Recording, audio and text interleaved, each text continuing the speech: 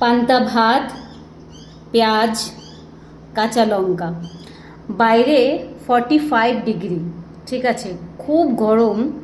আমাদের বাগানের অনেক গাছ ঝলসে গেছে গরমে, বাইরে বেরোনো যাচ্ছে না, একদম লু। তার সঙ্গে সঙ্গে কিচ্ছু খেতে ইচ্ছে করছে না, একদম না।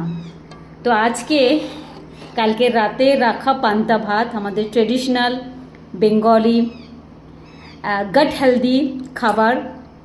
বেশি কিছু নেই, ঝিকঝাক নেই, পিকপাক নেই, কুচবি নাই, মানে কিছুই নেই। লঙ্কা আর একটু পেঁয়াজের সঙ্গে খাবার খাবো।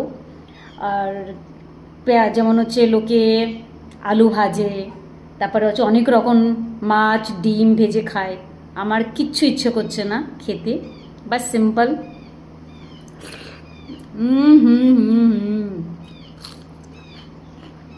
কি মজা!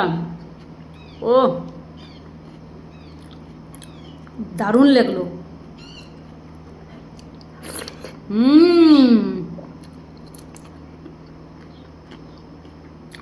মহারাষ্ট্রের গরম আর তার সঙ্গে পান্তা ভাত, হা হা হা, আর বাইরের গরম গরম হাওয়া।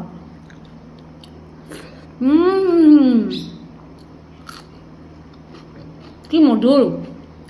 এর থেকে বেস্ট খাবার